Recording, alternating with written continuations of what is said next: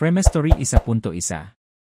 Matinding takot at pagkabigla ang bumalot kay Velma at sa kanyang kaibigan nang buksan nila ang isang regalo, isang kahong puno ng dugo.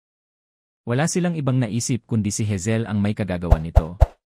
Dahil sa galit at takot, agad tumawag si Velma kay Hazel at galit na tinanong kung anong klaseng demonyo ang magpapadala ng ganoong bagay. Ngunit sa kabilang linya, natawa lamang ng malakas si Hazel.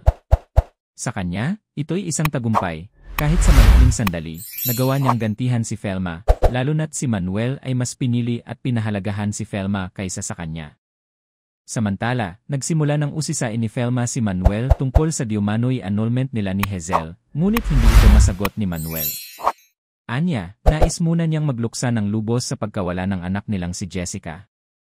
Nauunawaan naman ito ni Velma at sinabi niyang handa siyang maghintay, gaano man katagal. Sa kabilang banda, patuloy pa rin si Hazel sa kanyang balak na ipahamak si Colin. Pinilit niya ang kanyang abogado na maghanap ng ebidensyang mag-ugnay dito sa pagkawala ni Jessica.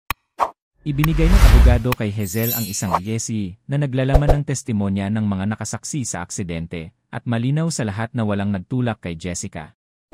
Ngunit hindi pa rin tumigil si Hazel. Balak niyang gamitin ang driver na kasalukuyang nakakulong bilang kasabwat upang idiin si Colin. Humingi ng tawad ang driver, sinasabing hindi niya sinasadya ang aksidente at tumakas lamang siya sa takot. Ngunit para kay Hazel, hindi sapat ang paghingi ng tawad. Sinabi ni Hazel na mapapatawad lamang niya ang driver kung sasang-ayon itong magsinungaling para sa kanya upang tuluyang maparusahan si Colin.